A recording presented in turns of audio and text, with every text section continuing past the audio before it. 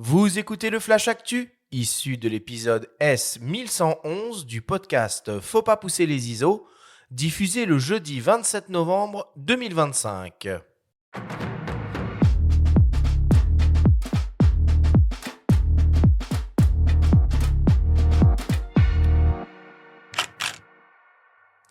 Cette semaine, dans le Flash Actu, Leica décline son Q3 en version monochrome. DJI lance la 6e génération de son Action Cam et Baptiste nous présente le coup de cœur Fox de la semaine. Le Flash Actu vous est présenté par Fox.fr, le site des spécialistes de l'image. C'était prévisible. Leica vient d'annoncer la déclinaison de son compact expert full frame doté d'un 28 mm f1.7, le Q3 en version monochrome. Monochrome ne fait pas référence à l'habillage full black du boîtier, mais au fait qu'il ne délivre que des images, que ce soit des photos ou des vidéos, en noir et blanc. Pour cela, le capteur de l'appareil, un modèle CMOS full frame de 60 millions de pixels, est dépourvu de sa matrice de Bayer couleur. Il délivre des images en nuances de gris avec une très bonne dynamique, une netteté remarquable et une profondeur tonale exceptionnelle selon les dires du constructeur. Le Q3 monochrome est capable de monter jusqu'à 200 000 ISO, soit un IL de plus que le Q3 standard. Autre particularité de l'appareil, le Q3 monochrome est le premier Leica Q à intégrer la technologie de Content Credential avec une signature numérique associée aux images afin d'en prouver l'authenticité et les éventuelles modifications qu'elles auraient pu subir. Le nouveau Leica Q3 monochrome est proposé au prix de 6 750 €. DJI vient d'annoncer la 6e génération de son Osmo Action. Au programme, on retrouve un nouveau grand capteur 1 sur 1,1 pouces de 40 millions de pixels, permettant de réaliser des séquences en 4K 120p et une optique dotée d'un système d'ouverture variable f2.4 pour améliorer le piqué des images. On retrouve toujours les options d'enregistrement D-Log M10 bits qui laissent plus de possibilités de modification des images en post-production.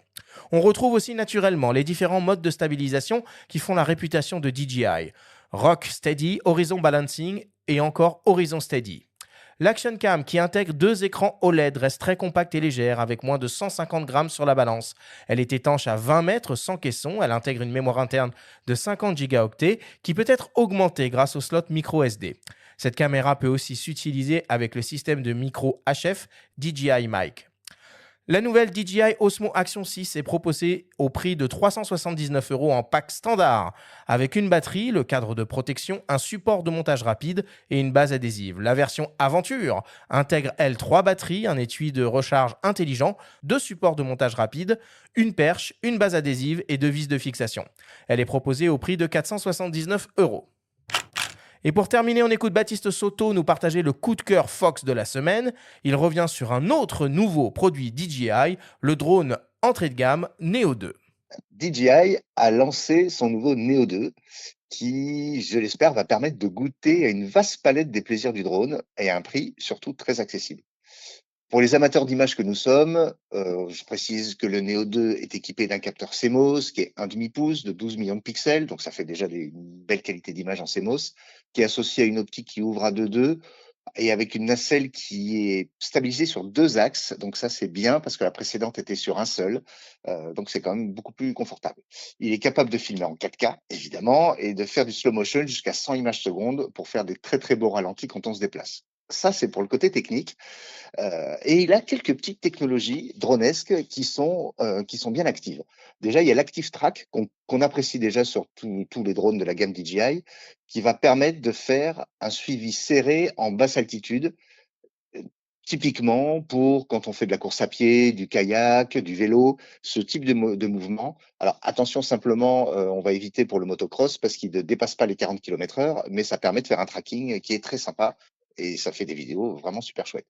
Il y a un système de détection d'obstacles omnidirectionnel. Lui aussi, il n'était pas présent sur la version précédente, donc ça c'est très précieux, qui va permettre, par exemple, d'éviter qu'il se cogne à un arbre ou à une branche en vous suivant. Sur le contrôle, c'est possible via l'application, mais vous pouvez aussi dévoiler vos pouvoirs de super-héros à la Dragon Ball Z, puisque d'une main, vous pourrez le faire déplacer de gauche à droite ou le faire s'élever ou descendre. Et en utilisant vos 2 mains, vous pourrez le faire reculer en écartant ou le faire avancer vers vous en les rapprochant. Faut juste pas avoir peur de passer pour un amateur de Qigong dans les parcs, mais pour les puristes, oui, vous pouvez aussi vous équiper d'une radiocommande pour le piloter, voire d'un casque FPV. Il y a un kit, j'en parlerai tout à l'heure, avec ce casque. Il est aussi possible de le contrôler à la voix. Alors non, il n'a pas d'oreille, mais vous pouvez envoyer les commandes via un smartphone ou un casque Bluetooth. Alors, le truc que je trouve personnellement pas très utile, mais qui est absolument génial et indispensable, c'est le fait de pouvoir décoller dans le creux de la main. Vous allez enfin ressentir l'effet que ça fait d'être un grand maître Jedi. Alors oui, concrètement, c'est super utile quand vous êtes en escalade ou en canoë sur une rivière agitée ou dans des contextes comme ça, mais on est quand même dans la niche. Mais psychologiquement, on a vraiment l'impression de le voir décoller ou atterrir par la force de l'esprit. Et ça, c'est un kiff, mais incroyable. Il est équipé de plusieurs modes de prise de vue pour créer des effets spéciaux aussi. Par exemple, il a un mode dolly zoom qui va permettre de faire un effet vertigo, c'est-à-dire que simultanément, on s'approche de la cible en élargissant le champ de vision, ou l'inverse, dans un sens ou dans l'autre, qui donne un petit effet de vertige. C'est des petits effets très très sympas. Il a une autonomie de 19 minutes. C'est pas exceptionnel, mais à ce prix-là, on peut pas s'attendre à avoir non plus 45 minutes d'autonomie. Ça reste un drone utilisable par tous. Il pèse que 150 grammes.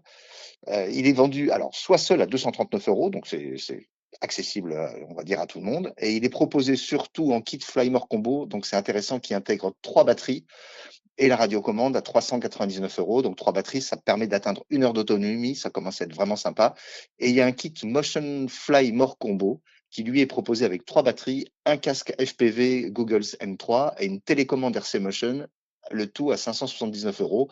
Là, c'est vraiment pour aller avoir l'impression d'être dans une navette spatiale quand vous allez piloter votre drone. Et c'est évidemment une très très bonne idée cadeau pour les fêtes de fin d'année.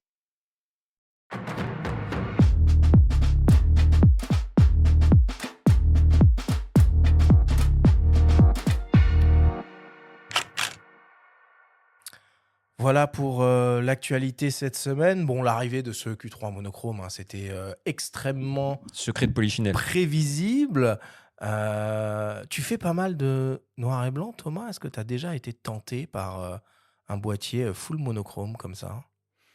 Alors, j'ai jamais été tenté par ça, hein, disons-le de suite. C'est pas du tout, mon c'est pas ma manière de travailler, en fait. Je pense que j'ai encore tellement, à apprendre, heu, de la photo et de l'utilisation des couleurs dans mes images que, pour moi, ça serait une manière complètement différente de travailler et pour l'instant, ça ne s'intègre pas, dans mes projets, et dans la manière dont je travaille. Mais je ne doute pas que ce que fait Leica est absolument magnifique. J'aime beaucoup, les photographes qui travaillent en noir et blanc, Sébastien Salgado étant le plus bel exemple. Je peux, tout à fait, apprécier ça, mais dans mon travail, non, il y a pas vraiment ça. On va bientôt faire la haute du Papa Noël. Benjamin, fut un temps pas si lointain que ça. On mettait tous les deux ce boîtier dans notre wishlist idéale. Est-ce qu'il y fait toujours bonne place de C'est ton pas côté? exactement ce boîtier. Si on est précis, disons que c'est le Q3, mais pas monochrome, ce qui change pas mal de choses. Puisque pour le coup, ça fait écho à ce que vient de dire Thomas. On retrouve toute la latitude dont on peut bénéficier en post-production, de faire de la couleur ou du noir et blanc.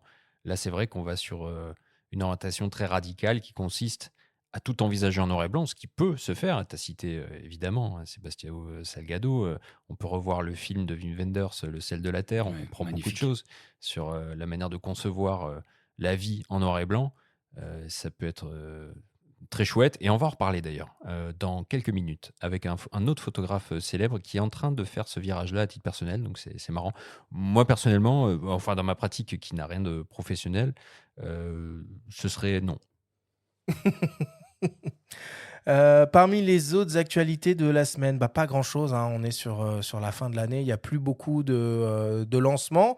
Par contre, impossible d'éviter le Black Friday, hein, dont la date originelle et le concept originel a lieu ce vendredi. Donc demain, si vous écoutez cette émission le jour de sa sortie, bon, maintenant, ça veut plus dire grand-chose qu'il y a des Non. promos sur tout le mois de novembre, machin. Mais remontez aux oreilles que chez tous les revendeurs spécialisés, hein, tous nos partenaires, que ça soit Camara, Fox, MN Photo Vidéo et les autres, il y allait y avoir ce vendredi des offres assez ouf. Donc, n'hésitez pas à jeter un coup d'œil.